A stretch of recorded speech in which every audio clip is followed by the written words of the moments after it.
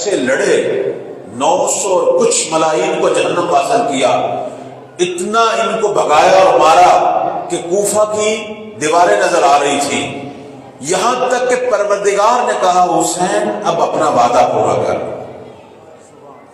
امام میں بڑی طاقت ہوتی ہے، امام کی طاقت کا کوئی مقابلہ کر سکتا ہے؟ جس دروازے کو سینکڑوں یہودی کھولتے تھے اور بند کرتے تھے، علی نے اپنے ایک ہاتھ سے دروازے کو اکھاڑ کے بتا دیا کہ امام کی طاقت کیا ہے۔ البتہ بعد میں کسی نے پوچھا مولا یہ آپ میں یہ طاقت کہاں سے آئی؟ کہا یہ علی کے بدن کی طاقت نہیں، رحمان کی عطا کردہ طاقت۔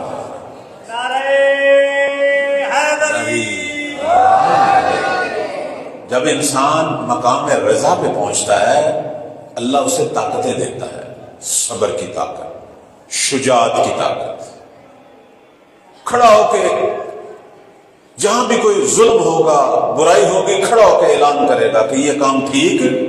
مجھے بتائیں یہ حوصلہ ہر ایک میں ہوتا ہے؟ ایک محفل میں غلط کام ہو رہا ہے، آپ دیکھیں گے کوئی ہوتا ہے، کوئی جس سے اللہ یہ طاقت دے، کیونکہ اس نے بھی کچھ کیا ہوتا ہے اللہ کی بارگاہ میں، ایسے نہیں خدا طاقت دے۔ تو اللہ کے لیے 2 قدم تو اٹھا، خدا تجھے دے گا، صبر دے گا، حوصلہ دے گا، شجاعت دے گا۔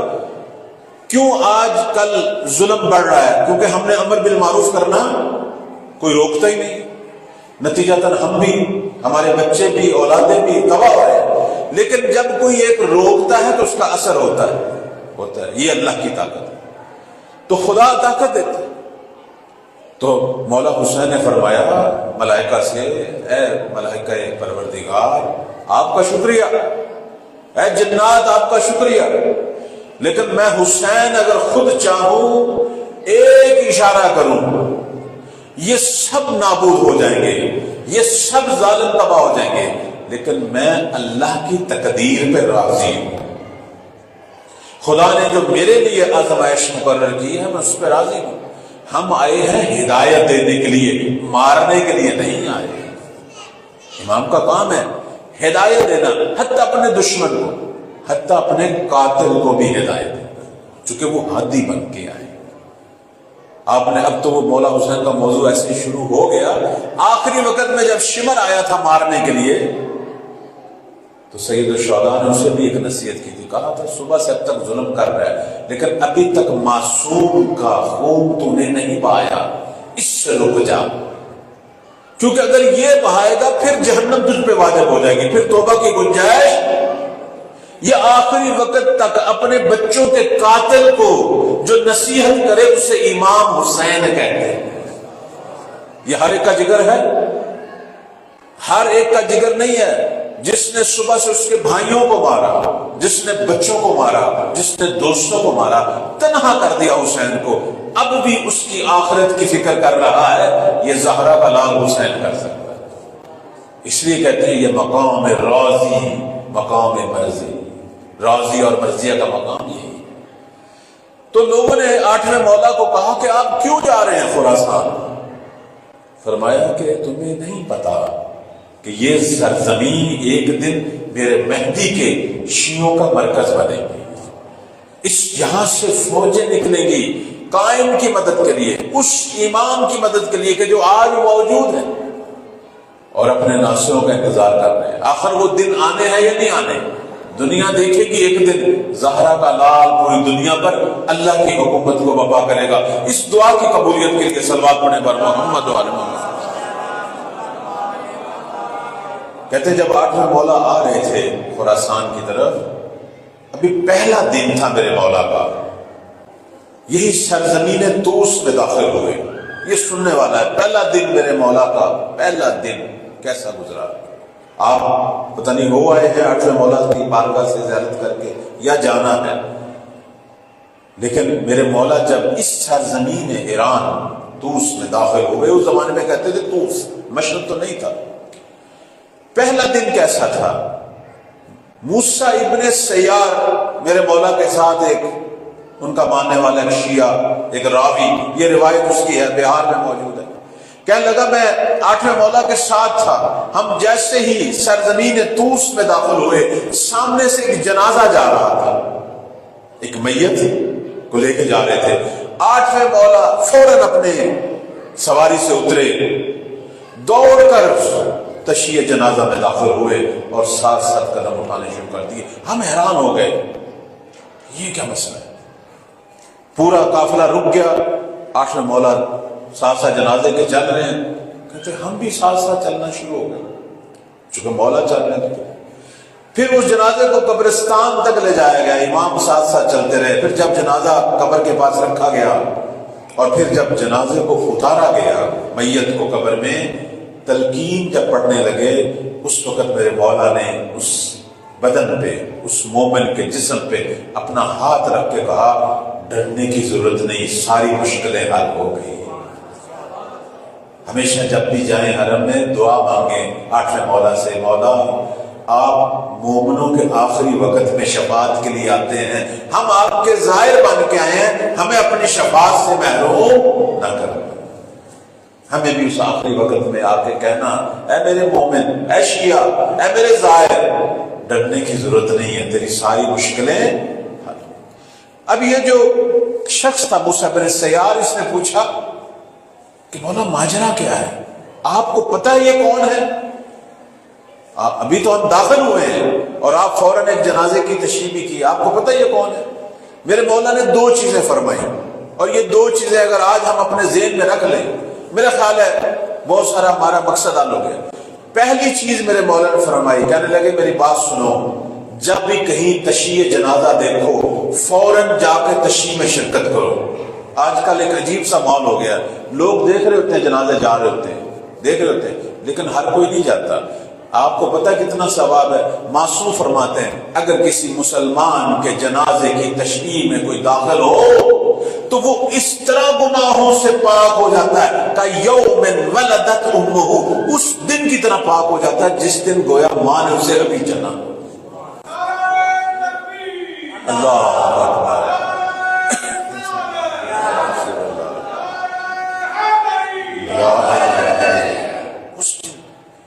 اس طرح پاک ہوتا ہے۔ یہ کوئی معمولی عمل نہ سمجھیں، لوگ سمجھتے ہیں یہ ہمارا کیا، اس کے اپنے رشتہ دار، 4 دوست۔ پرانے زمانے میں وہ باتیں پتہ نہیں بزرگ جانتے ہوں گے، جب کوئی فوت ہوتا تھا تو رشتہ دار غیر رشتہ دار کی بات نہیں ہوتی تھی، سارے لوگ شرکت کرتے تھے، دشمن بھی شرکت کرتے تھے، بلکہ جنازے میں شرکت کر کے دشمنیاں معاف کر دیتے تھے، کھایا پیا کوئی زیادتی ظلم معاف کر دیتے تھے کہ اب آخرت کا سفر ہے۔ تو آج کل تو بے حسی ہے نا، لوگ جو ہے اول تو شامل ہی نہیں ہوتے، پھر شامل ہوتے ہیں ان کو جلدی پڑی ہوتی ہے کہ کس طریقے سے یہ جلدی ختم ہو جائے۔ نہیں میرے عزیزو، اللہ نے ہماری گناہوں کی بخشش کا سامان رکھا ہوا ہے۔ یہ تو خدا کی محبت اور لطف دیکھیں، اس کی رحمت دیکھیں کہ اس نے ایک انسان کی موت کو باقی سب کی بخشش کا سامان قرار دے دیا۔ اگر میں اپنے محلے شہر میں کسی جنازے کی تشریح میں چل پڑوں تو یہ جتنے قدم میں اس کے ساتھ چل رہا ہوں، اور اگر میں آخر تک چلتا گیا، یوں سمجھ لو کہ میرے گناہوں کے ختم ہونے اور گرنے کا ٹائم آ گیا۔ گناہ ایسے آپ کے وجود سے جھڑیں گے جیسے خزاں میں درخت سے پتے جھڑتے ہیں، انسان پاک ہو جاتا ہے، پاک اور پاک۔ اس نے کہا مولا یہ تو ٹھیک ہے کہ آپ نے ایک مومن کے جنازے میں شرکت کی، لیکن آپ نے جو اس کے سینے پہ ہاتھ رکھ کے اسے کہا کہ نہ ڈر، یعنی آپ اسے جانتے ہیں یہ کون ہے؟ فرمایا تجھے نہیں پتا، ہم امام ہیں، کائنات ہمارے سامنے ایسے ہے جیسے تیرے سامنے تیرا ہاتھ ہے، ہم لوگوں کے اعمال سے واقف ہیں، وقت کا امام امت کے اعمال سے واقف ہے، ہمیں پتہ ہے کہ کون کہاں ہے اور کیا کر رہا ہے۔ اس کے بعد معصوم نے فرمایا تم سب لوگوں کے اعمال صبح اور شام ہماری خدمت میں پیش ہوتے ہیں، ہمیں پتہ ہے کون کیا کر رہا ہے، اور جب ہم گناہ دیکھتے ہیں تو ہم اس کے لیے استغفار کرتے ہیں، اور اگر ہم کسی کے عمل میں نیکی دیکھتے ہیں تو ہم اللہ کی بارگاہ میں دعا کرتے ہیں کہ خدایا اس نیکی کو تو قبول کر ہمارے صدقے، اس کے کہنے سے پہلے ہی جیسے کہتے ہیں ایک شخص 8ویں مولا کی خدمت میں آیا، کہنے لگا کہ صلوات پڑھنے والے محمد و آل محمد،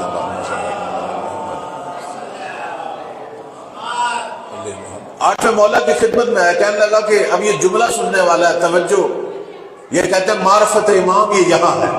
کہنے لگا مولا میرے بھی بچے کافی دنوں سے بیمار ہیں، میں بڑی دور سے آیا ہوں آپ سے التماس سے دعا کے لیے، ان کے لیے دعا فرمائے۔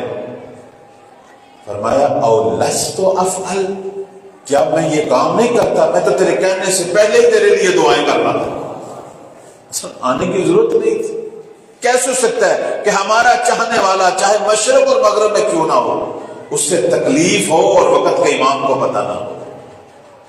نہیں ہو سکتا۔ فرماتے ہیں میں تو ہمیشہ دعا مانگتا ہوں، ہمیشہ تیرے لیے دعا مانگتا ہوں۔ لیکن اب آپ کے ذہنوں میں بھی ایک سوال آ رہا ہوگا کہ اگر مولا دعا مانگتے ہیں تو پھر دعا کا نتیجہ تو ہونا چاہیے تھا کہ یہ تکلیف ختم ہو جاتی، پھر ختم کیوں نہیں ہوئی؟ بلکہ بعض لوگ یہ بھی کہتے ہیں کہ قبلہ ہم تو بڑی دور سے چل کے آئے، یہاں آ کے حرم میں اتنی دعائیں مانگی، تکلیف تو پھر بھی ختم نہیں ہوئی۔ ہاں، یہاں ایک نقطہ ہے اور وہ یہ ہے کہ پروردگار کا ایک اور لطف بھی ہم پر ہے۔ وہ کیا؟ کہ اللہ آخرت کی تکلیفوں سے بچانے کے لیے دنیا کی تکلیفوں کو بھی خدا جو ہے اس کا معاوضہ قرار دے دیتا ہے، یہ بھی اس کا لطف ہے۔ گناہوں کی سزا، پتہ نہیں کتنے کتنے انسان نے گناہ کیے ہوتے ہیں، کبھی کوئی انسان اپنے گناہ گن سکتا ہے؟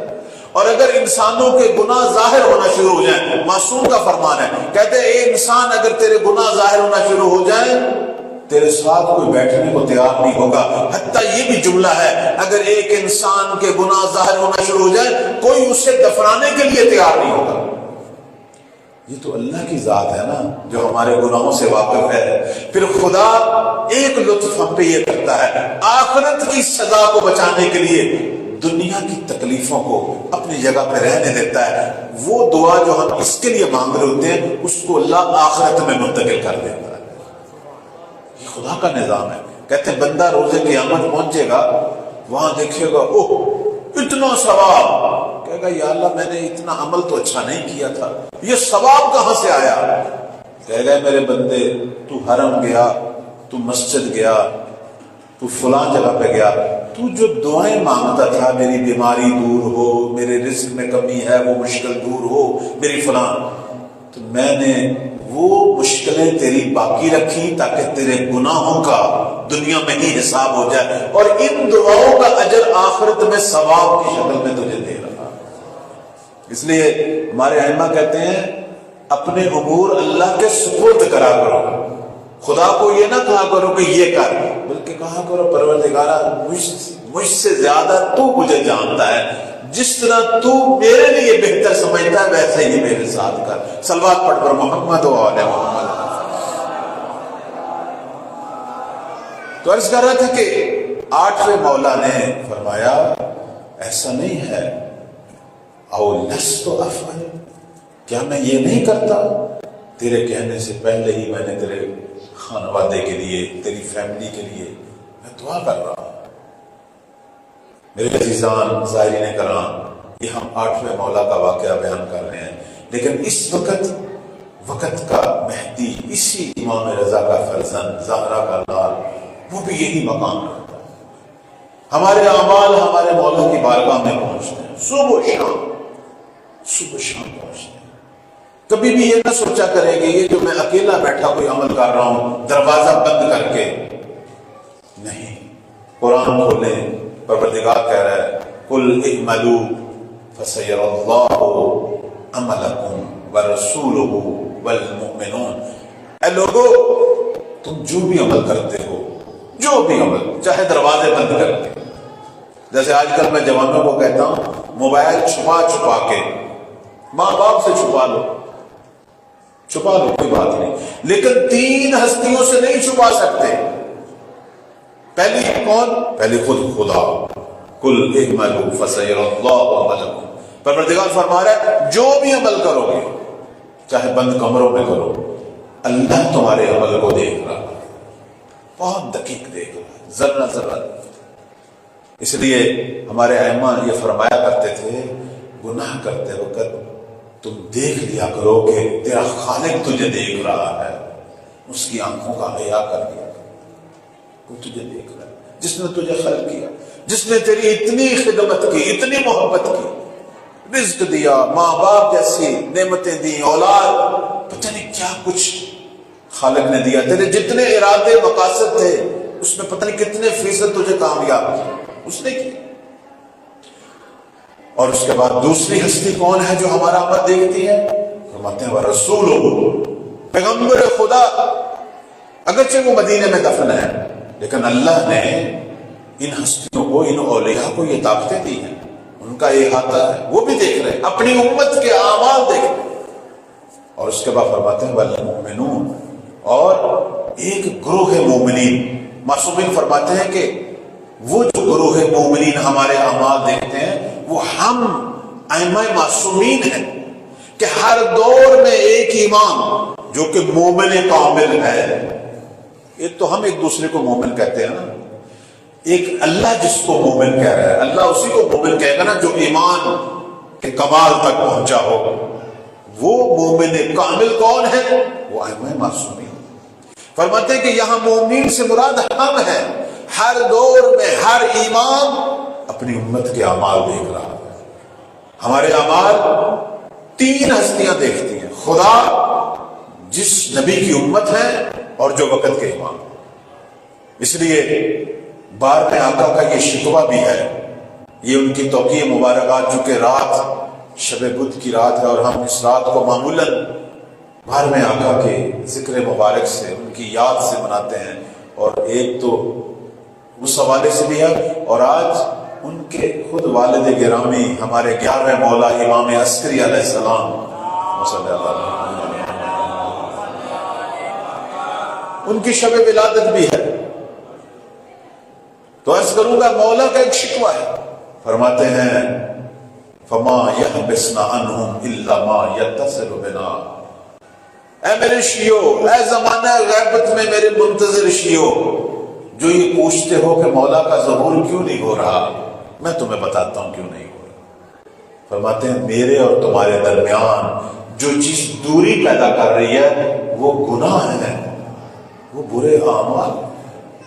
امام کو کون سا لشکر چاہیے؟ پاکیزہ لشکر چاہیے۔ امام کن کا انتظار کر رہے ہیں؟ امام مالک جیسے کا انتظار کر رہے ہیں، ابو ذر جیسے کا، پاکیزہ جوان۔ 313 لوگ پوچھتے ہیں کیوں نہیں آئے؟ یہ میرے مولا کا بھی سوال ہے، کیوں آپ میں 313 پاک جوان، وہ لشکر کیوں نہیں بن رہا؟ اتنی زیادہ امت ہے، اس وقت کروڑوں شیعہ ہیں، لیکن میرے مولا کو پاک 313 جوان چاہیے، کیوں نہیں بن رہے؟ یہ ہم نے مولا کی طلب، چھوٹی سی طلب ہے، ہم نے پوری نہیں کی۔ ان جوانوں کی خصوصیات موجود ہیں کتابوں میں کہ وہ کیسے لوگ ہیں، ان کی شجاعت کیسی ہے، ان کی معرفت کیسی ہے، پڑھیں پوچھیں۔ معصوم ان کی تعریف کرتے ہیں، ان کی مدح کرتے ہیں، کہتے ہیں یہ وہ لوگ ہیں کہ جو رات کو راہب ہیں، اللہ کی عبادت میں گزارتے ہیں، دن میں یہ خدا کے شعر ہیں۔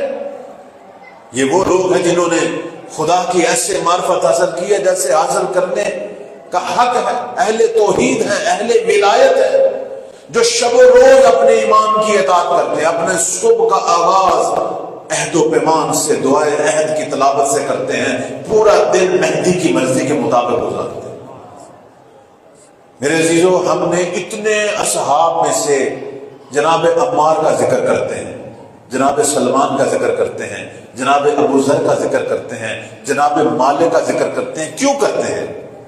کیوں مالک کا ذکر کرتے ہیں؟ اس وجہ سے یہ کوئی امام زادے نہیں تھے، یہ کوئی سادات نہیں تھے، یہ کوئی نبیوں کی اولاد نہیں تھے، صرف وہ اس وجہ سے مالک بنا چونکہ اس نے اپنی مرضیوں کو علی کی مرضیوں میں دفن کر دیا تھا۔ کسی نے پوچھا مولا کائنات سے مالک کون ہے؟ آج وقت کا علی کن شیعوں کا انتظار کر رہا ہے؟ فرماتے ہیں مالک، نہج بلاغہ اٹھائیں، مولا علی کی کلام، فرماتے ہیں مالک جو ہے لا یقدم ولا یحجم لا یقدم ولا یؤخر الا عن امری. مالک وہ ہے، میرے مولا ایک حقیقی شیعہ کی تصویر کشی کر رہے ہیں. کہتے ہیں مالک وہ ہے جو اپنا قدم آگے نہیں بڑھاتا، پیچھے نہیں ہٹاتا، کسی کو آگے نہیں کرتا، کسی کو پیچھے نہیں کرتا، مگر کب کرے گا؟ جب میں علی کی مرضی ہوگی. شیعہ تو وہ ہے کہ جس کا شب و روز اپنے امام کی اطاعت میں گزرے، وہ شیعہ ہے. تو 12ویں آقا نے یہ شکوہ کیا، فرمایا کہ میری غیبت اس لیے طولانی ہو رہی ہے. فرماتے ہیں فما یحبسنا الا ما یتصل بنا مما نکرہ ولا نقصرہ منہ. فرماتے ہیں وہ اعمال، وہ گناہ جو آپ کے ہم تک شب و روز پہنچتے ہیں، جو ہمارے اور آپ کے درمیان حجاب پیدا کر رہے ہیں، جو دوریاں پیدا کر رہے ہیں. فرماتے ہیں یہ ہے. زائرین کرام، بہت دور سے آپ لوگ آئے، پروردگار آپ سب کی زیارت کو قبول فرمائے. ہمارے ائمہ نے ایک چیز کہی تھی اور میں وہ ہمیشہ کہتا ہوں جب بھی آپ احباب کو دیکھتا ہوں، اپنے آپ کو بھی کہتا ہوں اور آپ کو بھی. ائمہ نے یہ فرمایا تھا کہ میرے شیعو، حقوق العباد کے حوالے سے اپنا دامن صاف کر لینا، باقی شفاعت ہمارے دے. حقوق العباد، کسی کا حق نہیں کھانا، کسی کا دل نہیں توڑنا، کسی کے ساتھ جھوٹ بول کر اس کو دھوکہ نہیں دینا، کوئی فریب کاری نہیں کرنی، اس سے بچ جانا، باقی شفاعت ہمارے دے. انسان کے دو طرح کے گناہ ہیں. کچھ گناہ ایسے ہیں جن کا تعلق اللہ سے، نماز نہیں پڑھی، عبادات اپنے ٹائم پہ نہیں کی، لیکن کچھ ہیں ایک دوسرے کو نقصان دینے والے، ان میں شفاعت نہیں ہے، اس میں شفاعت نہیں. شفاعت اس لیے نہیں ہے کہ جس کا مال کھا کے آئے ہو وہ بھی تو اماموں کا ہی ہے نا ماننے والا، وہ بھی ان کی امت کا فرد ہے. کیوں تیری طرفداری کریں اور اس کو چھوڑ دیں؟ یہ ان کی عدالت کے خلاف ہے. یہ دنیا میں تو چل سکتی ہے پارٹی بازی، سیاست بازی، محمد والے محمد کی بارگاہ میں پاکیزگی صرف چلتی ہے، معرفت صرف چلتی ہے. اس وقت کتنے ہی لوگ ہیں جو حلال و حرام کی پرواہ کیے بغیر پیسہ اٹھاتے ہیں، عمرے، زیارتیں، حج چل پڑتے ہیں. وہ کبھی سوچے تو صحیح یہ مقام قبولیت تک بھی پہنچے گی یا نہیں؟ چونکہ 11ویں مولا کا دور ہے. آپ کو سوال کرنا چاہتا ہوں، 11ویں مولا کا دور، میں 11ویں امام کی چونکہ ولادت کی رات ہے، میں ایک واقعہ 11ویں امام کا آپ کی خدمت میں پیش کرنا چاہتا ہوں. میں اجازت چاہوں گا، صلوات پڑھیں بر محمد و آل محمد. صاحب بیٹھے ہیں 12ویں آقا جن کی آج ہم امت. کمال الدین کی روایت ہے، شیخ صدوق علیہ رحمہ نے لکھی ہے، بشک آپ دیکھ لیں. کہتے ہیں کہ کچھ شیعہ پیسے اور ہدیہ، جیسے آپ اب آئے ہیں زیارت کے لیے، اپنا ہدیہ دیتے ہیں، زری میں ڈالتے ہیں. اس زمانے میں لوگ امام وقت کی زیارت کے لیے جاتے تھے، اپنا خمس، ہدیہ، تحفہ امام کی بارگاہ میں کہ آقا یہ ہماری طرف سے محبت ہے، لے کے پہنچے. شیعہ لے کے پہنچے 11ویں آقا کی خدمت میں. اب آپ نے غور فرمانا ہے، اگر اس نقطے کو سمجھ گئے ساری زندگی رمز تشیع اور کیوں شفاعت کسی کو ملے گی نہیں ملے گی ساری چیزیں سمجھ آ جائیں گی. پہنچے مال لے کے، میرے مولا نے 11ویں آقا نے اپنے فرزند یعنی وقت کے مولا جن کی آج ہم امت ہیں فرمایا، مہدی بیٹا شیعوں کے ہدیے، اپنے چاہنے والوں کے ہدیے، یہ مال آپ قبول فرمائیں. البتہ یہ سوال ہو سکتا ہے آپ کے ذہن میں آئے کہ امام کو اتنا جو مال ملتا تھا وہ کیا کرتے تھے؟ ہمارے ائمہ تو زاہدانہ زندگی گزارتے تھے. کوفہ سے جو مال آیا خراسان بھیج دیا، خراسان سے آیا مکہ بھیج دیا. جہاں جہاں کوئی مصیبت تھی امت کو، شیعوں کو، مومنین کو، امام وہاں بھیج دیتے تھے، اپنے پاس کچھ بھی نہیں رکھتے. اب یہ جو مال لے کے آیا یہ شخص، اس کا نام بھی لکھا ہوا ہے، احمد ابن اسحاق اس کا نام ہے، لے کے آیا مال. مولا نے فرمایا اپنے فرزند سے، 12ویں آقا سے، اپنے محبین، اپنے شیعوں کے ہدیوں کو قبول فرمائے.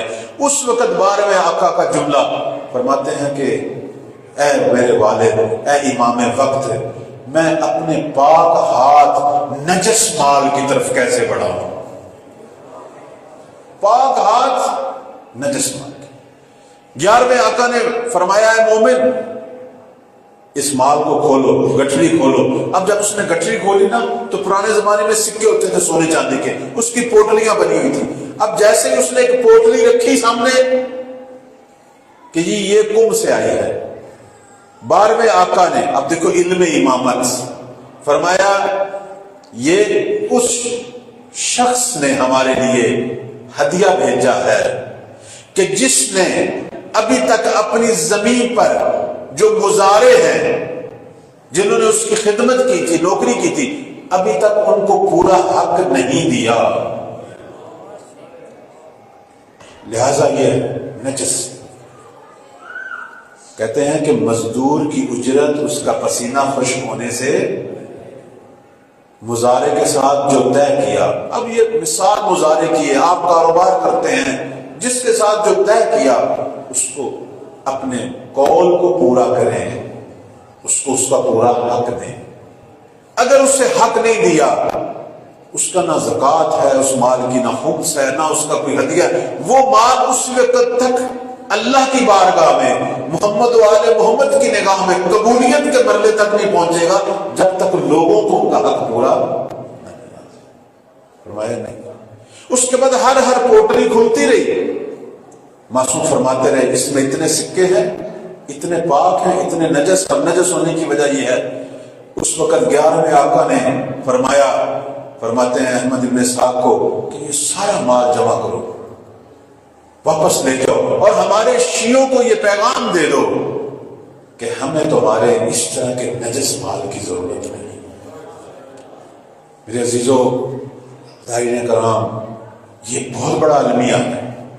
ہم بعض دفعہ بہت ساری چیزوں میں پرواہ نہیں کرتے، کہتے ہیں کہ چھٹے مولا امام جعفر صادق صلوات اللہ علیہ،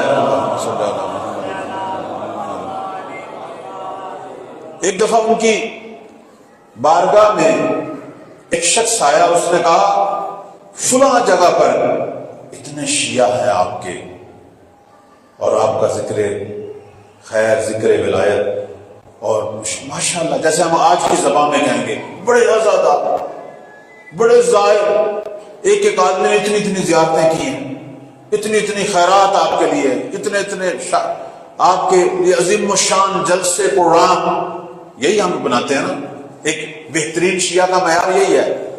تو چھٹے مولا نے فرمایا یہ باتیں چھوڑو، مجھے یہ بتا، جب وہ بات کرتے ہیں سچ بولتے ہیں، اور جب کسی کے ساتھ کوئی معاملہ کرتے ہیں تو امانت دار ہیں یا نہیں؟ اگر یہ دو صفتیں ہیں تو ہمارے شیعہ ہیں، اگر یہ دو صفتیں نہیں تو وہ محب ہو سکتے ہیں، شیعہ نہیں ہو سکتے۔ مقام تشیع شیعہ کی جو عظمت ہے وہ یہ ہے۔ لہذا ہم جب بھی اس حرم میں آئیں اپنے لیے ایک دعا ضرور مانگا کریں کہ پروردگار ہمیں حقیقی معنوں میں شیعان علی بننے کی توفیق عطا فرمائے۔ شیعہ اگرچہ محب ہیں اور ان محبتوں کی بھی عظمت ہیں، خدا اس محبت کو قبول کرے، لیکن محب سے تھوڑی سی ترقی کرے نا، شیعوں والی صفتیں پیدا ہوں، وہ صفتیں کہ جن کا انتظار وقت کے مولا کر رہے ہیں۔ اور بی بی کی یہ بارگاہ بڑی عظیم بارگاہ ہے، بڑا خاص جلوہ ہے، یہاں بڑی خاص نظر عنایت ہے، محمد و آل محمد کی خاص نظر عنایت ہے۔ آیت اللہ مرشی نجفی جن کا مزار بھی ہے پرلی طرف، 60 سال وہ سب سے پہلے ظاہر ہوتے تھے یہاں، 60 سال پہلے ظاہر بی بی کے۔ چونکہ بی بی کے حوالے سے شرح چل رہا ہے، میں ایک دو جملے بیان کر کے ختم کرتا ہوں۔ اب تو حرم بند نہیں ہوتا، کافی عرصہ ہو گیا ہے، پہلے یہ حرم رات کو بند کر دیتے، صبح کے ٹائم بند دروازے کے پیچھے جو شخص سب سے پہلے کھڑا ہوتا تھا وہ آیت اللہ مرشی نجفی ہوتے تھے۔ 60 سال پہلا ظاہر۔ کہتے ہیں ایک دفعہ کوئی مسائل کا شکار ہوئے، بچی کی شادی کرنی تھی، پیسے نہیں تھے اور شادی تاخیر ہو رہی تھی، تو آ کے بی بی معصومہ کی خدمت میں آ کے انہوں نے شکوہ کیا، کہا حضرت معصومہ میں آپ کا 60 سال سے پہلا ظاہر ہوتا ہوں، لیکن مجھے لگتا ہے آپ مجھے بھول گئی ہیں، میرے حالات اتنے سنگین ہیں، آپ بھول گئی۔ یہ واقعہ ہے کتابوں میں۔ تو اسی رات خواب میں انہیں پیغام ملتا ہے کہ حرم آئیں، حضرت معصومہ آپ کو بلا رہے ہیں۔ دوڑتے ہوئے خواب میں کہتے میں آیا تو وہ جو بڑا صحن ہے، جسے جو بڑا جس کے اندر حوض ہے، کہتے میں اس صحن میں پہنچا۔ اس صحن میں پہنچا تو وہ جہاں دروازہ بنا ہوا ہے بالکل زری کے اندر جانے والا، جہاں آئینہ وغیرہ لگا ہوا ہے، کہتے وہاں کچھ خادم صاف کر رہے تھے۔ میں ان کے پاس پہنچا تو میں نے پوچھا کیا مسئلہ ہے، کیوں صفائی ہو رہی ہے؟ کہا آپ کو نہیں معلوم کہ حضرت معصومہ جو ہے وہ خود تشریف لا رہی ہے۔ یعنی یہ سارا خواب ہے، اور یہ خواب کتابوں میں آغا مرشی کے زندگی نامے میں لکھا ہوا۔ کہتے تھوڑی دیر کے بعد میں نے بی بی کو دیکھا، چونکہ خود بھی سادات ہے۔ کہتے میں نے اماں سادات، میں نے حضرت معصومہ کو دیکھا تو انہوں نے کہا شہاب الدین، اے سید شہاب، کیوں کہتے ہیں کہ میں تجھے بھول گئی؟ میں آج تک اپنے کسی شیعہ کو نہیں بھولی، میں کسی شیعہ کو نہیں بھولی۔ کیوں کہتے ہو میں تجھے بھول گئی؟ میں تو کسی شیعہ کو نہیں بھولی۔ اور آغا مرشی کہتے ہیں کہ میری جب نگاہ پڑی نا بی بی معصومہ پر تو میری آہ نکل گئی، چونکہ میں کئی دفعہ اپنی مادر جدہ حضرت زہرا کی زیارت کر چکا تھا خواب میں۔ پہلی دفعہ حضرت معصومہ کی زیارت کی تو بالکل میں نے آپ کو شبیہ زہرا بنت رسول اللہ پایا۔ صلوات پڑھیں بر محمد و آل محمد۔ بی بی کہتی میں تو اپنی کسی شیعہ کو نہیں بھول گئی۔ اور یہ ہماری روایات میں ہے کہ روز محشر وہ بی بی جو سب شیعوں کی شفاعت کرے گی، وہ بی بی وہ یہی حضرت معصومہ ہے کہ اللہ انہیں تمام شیعوں کی، یعنی لفظ بے اج میں آیا ہے کہ سارے کے سارے شیعوں کی شفاعت ہے۔ اسے کہتے ہیں ایک دفعہ قم میں بڑا قحط ہوا، بارشیں نہیں تھی، بڑے مسائل پیدا ہوئے۔ یہ بھی ظاہراً واقعات ہیں کتابوں میں، بلکہ حرم میں بھی کتابیں پڑھی ہوگی۔ اتنا مشکل دور تھا کہ اطراف کے لوگ جمع ہوئے، ارد گرد جو دیہات ہیں شہر کے لوگ حرم میں بڑا رش ہو گیا، اور سارے دعا مانگ رہے تھے کہ بی بی کے بارگاہ میں کہ اللہ سے دعا مانگے یہاں بارش ہو۔ بڑا عرصہ ہو گیا بارش نہیں ہو رہی، پانی خشک ہو گئے، قحط والی صورتحال ہے۔ کہتے ہیں کہ ہر گاؤں سے کچھ نہ کچھ صالحین کو لایا گیا کہ جو زری کے ارد گرد بیٹھ گئے اور مسلسل دعا کی حالت اور توسل کی حالت۔ تو ان میں سے ایک صالح جس کا نام ظاہر میرے ذہن میں نہیں ہے، کتاب میں ہے، اس کے خواب میں جناب مرزا قمی آئے جو یہاں شیخان میں دفن ہے۔ مرزا قمی نے آ کے کہا اے مومن کیوں حضرت معصومہ کے حرم میں اتنا شور مچایا تم نے، کیا مسئلہ ہے تمہارا؟ کہنے لگے اتنا عرصہ ہو گیا بارش نہیں ہوئی تو اب ہم بی بی کی بارگاہ میں توسل کے لیے آئے ہیں۔ کہا یہ کام تو ہم جیسے نوکر بھی کر سکتے ہیں، یہ کام تو ہم جیسے نوکر بھی کر سکتے ہیں، صرف میری قبر پہ ہی آ جاتے تو میں اللہ کی بارگاہ میں دعا کر دیتا۔ حضرت معصومہ سے اگر کوئی چیز مانگنی ہے تو آخرت کی مانگو، آخرت کی مانگو۔